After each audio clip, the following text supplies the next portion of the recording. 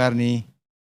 Puisi Bung Karni itu mirip dengan ucapan Lord Acton. Power tends to corrupt. The more power you have, makin korup kamu jadinya. Hebat sekali Kak Ilyas, hampir sama, persis gitu ya. Persis. Iya. Jadi Jokowi sejak awal saya sudah mencium. Dia memang kepengen 3 kali, 3 periode. Tapi semua gagal semua. Serangan terakhir lewat MK. Ini pun diobok-obok semua. Sama Yusril, sama ketua MK yang pertama siapa semua gitu. Tapi Jimli itu orang yang sangat pintar. Dia ketua yang pertama gitu ya. Jadi 4 kali gagal terus upaya Pak Jokowi. Yang pertama itu teman kita yang mengatakan Indonesia akan kacau, akan rusuh kalau bukan Prabowo dan Jokowi yang memerintah tahun 24. Bisikan habis, termasuk oleh Profesor Cipta Lesmana. Saya ini anggota Komisi Konstitusi MPR RS waktu itu ya. Nggak bisa, mana bisa gitu ya. Nah gagal. Kemudian Luhut Panjaitan mengatakan bahwa saya punya 2 juta masalah. Berapa juta Pak ya? Iya 2 juta dari netizens. Semua menghendaki Jokowi 3 kali. 3 kali. Kandas lagi. Upaya yang ketiga, tiba-tiba Sekretaris MK keluarkan pernyataan Jokowi bisa jadi wakil presiden. Jadi presiden nggak bisa, wakil presiden nggak bisa. Langsung digempur lagi semua. Nggak bisa, mana bisa sih. Ini para orang goblok gimana gitu ya. Gitu. Nah terus yang keempat, nah itu. Ada pargulipat lagi. Yang kelima lewat MK ini. Memang MK semenjak ganti ketua yang masih keluarga dekat dengan Pak Jokowi. Aneh-aneh perilakunya. Itu sudah diingatkan oleh Jimli, oleh Yusril, macam-macam. MK tidak punya kewenangan mengotak-atik mengenai umur presiden, wakil presiden. Itu kewenangan siapa? Keuangan DPR dan DPR dan siapa Pak Karni? Pemerintah. Itu kan undang-undang. Undang-undang dibikin oleh eksekutif ya. Nah, dicabut juga oleh eksekutif, tapi nyelonong terus, jalan terus. Ya. Karena kenapa? Kita sudah tahu persis, Jokowi ini mungkin memang sangat-sangat mencintai negaranya. Dia kepengen setiap kebijakan yang strategis dijamin akan berlanjut. Akan berlanjut setelah saya nggak jadi presiden lagi. Nah, terutama IKN, itu proyek orang Betawi bilang gacoan gitu loh. Harus, nggak bisa enggak. Nah dia khawatir kalau dia tidak presiden lagi, ambruk proyek-proyeknya ini. Pak Jokowi sudah mengatakan April Istana IKN harus sudah selesai. Perayaan 17 Agustus tahun depan akan dirayakan di IKN. Nah, semua dia sudah perintahkan Menteri PUPR semua gitu. Dia sedih sekali.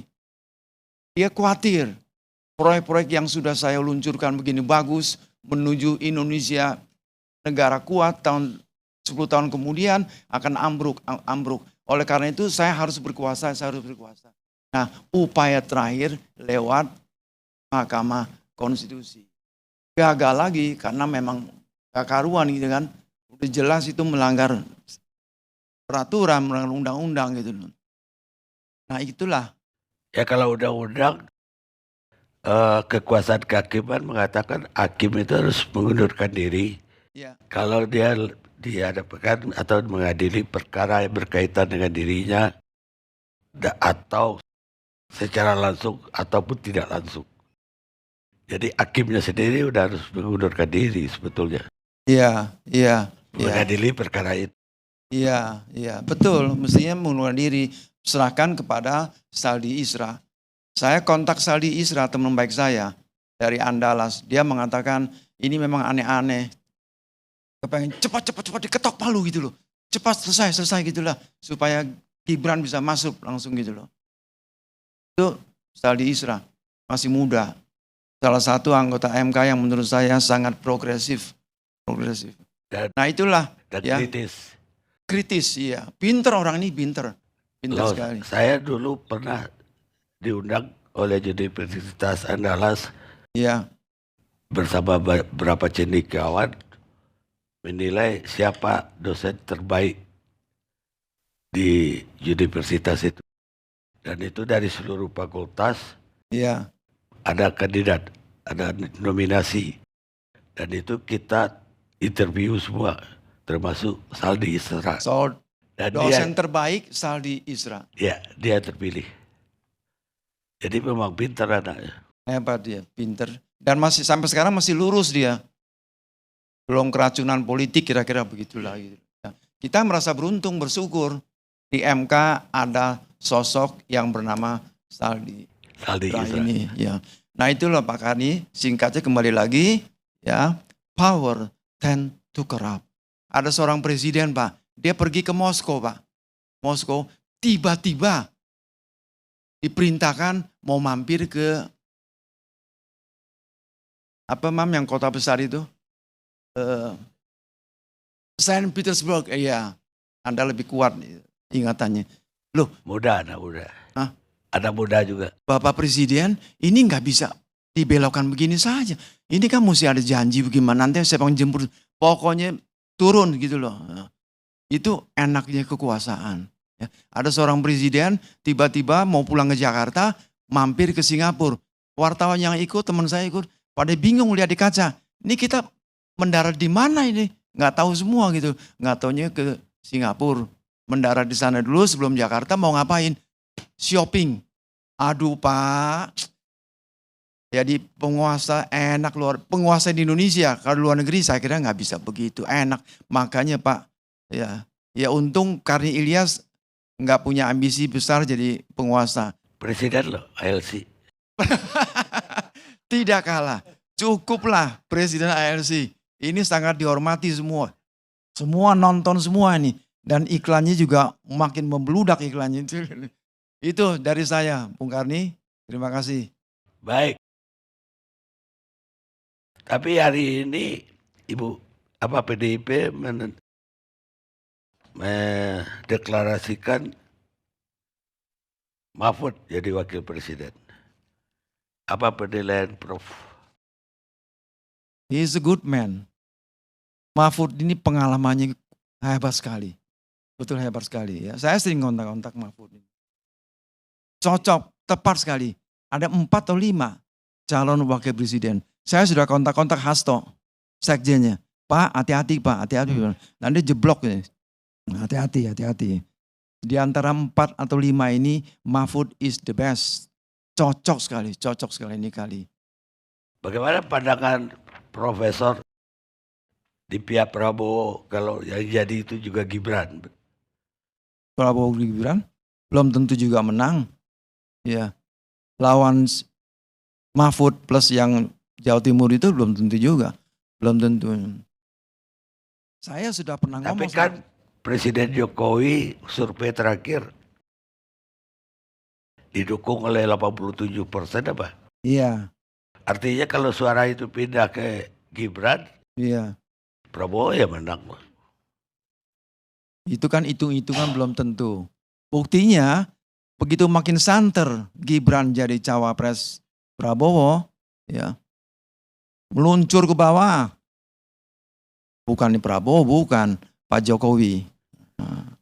Belum disurvei loh. Ada survei saya sudah baca, turun banyak.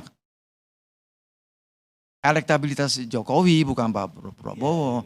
Prabowo itu meningkat kalau dengan Gibran gitu loh. Itu artinya menurut saya cukup banyak masyarakat yang tidak simpatik dengan Pak Jokowi karena memaksakan putranya. Tapi simpati kepada putranya berarti. Sama putranya yes gitu. Jadi Jokowi ini disalahkan juga sama banyak publik gitu loh. Turun elektabilitasnya Jokowi ini. Nah, inilah politik. What is politik? Politics is the art of the possibility. Politik adalah seni berkemungkinan. Dalam politik, segala kemungkinan bisa terjadi. Tidak ada yang mustahil dalam politik. Nah, ini yang sedang kita saksikan. Tontonan besar yang sedang kita saksikan. Yang tadi Bung Karni Ilyas itu sudah paparkan secara makro gitu loh. Itu Bung Karni. Baik, sekarang saya mau dengar dari politisi PDI Perjuangan, Andre Rosiade. PDI Perjuangan. Masa kita pindah partai? Andre Rosiade setia bersama Prabowo dan Gerindra. Gak gue beli maksudnya.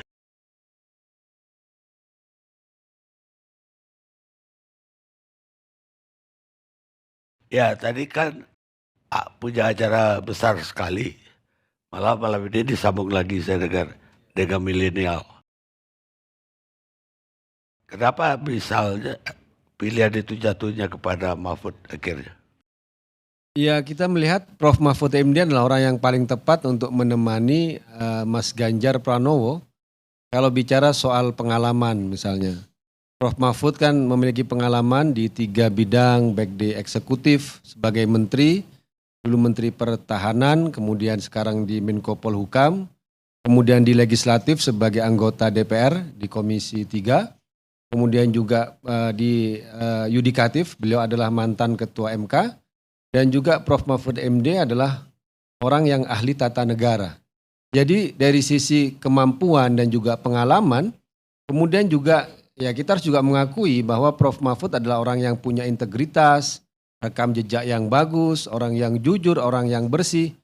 Tidak, menurut saya juga langka juga orang yang katakanlah tidak pernah lepas dari suatu jabatan, tapi kita tidak pernah mendengar hal-hal yang miring dari Prof. Mahfud MD, meskipun dia melewati banyak sekali jabatan-jabatan yang dia tunaikan secara bagus, secara baik, dan itu menjadi salah satu kelebihan dari Prof. Mahfud MD selain misalnya kalau kita bicara soal hasil survei, akseptabilitas masyarakat, kemudian juga kesukaan masyarakat, khususnya di kalangan katakanlah terdidik, kemudian juga perkotaan, kemudian juga di khususnya memperkuat kembali basis yang ada di Jawa Timur, menambah suara untuk Mas Ganjar Pranowo, kemudian juga kaitan misalnya Prof. Mahfud MD memiliki latar belakang yang sangat unik. Secara tradisional beliau adalah NU, tapi Prof. Mahfud MD juga adalah tokoh yang disebut dengan Islam modernis, ya, seperti di HMI, kemudian juga pernah di PII, kemudian juga Prof. Mahfud MD sangat kuat kedekatannya dengan tokoh-tokoh yang di Muhammadiyah. Beliau hafal lagunya Sang Suryanya Muhammadiyah, lagunya Yelal Watonnya NU. Jadi dari sisi keragaman kemudian juga latar belakang di situ memang Mahfud MD menjadi salah satu tokoh yang bisa disebut spesial, bahkan istimewa ketika dipilih oleh Ibu Megawati sebagai pendamping dari Ganjar Pranowo. Itu mungkin yang dari Bang Karni soal kenapa alasan-alasan Prof. Mahfud MD dipilih untuk menjadi pendamping dari Ganjar Pranowo. Ya tapi dulu itu kan Ganjar itu lebih cenderung kayak Gibran untuk jadi cawapres. Rebutan malah sama Prabowo. Lah kemarin itu MK udah membukakan jalan untuk itu.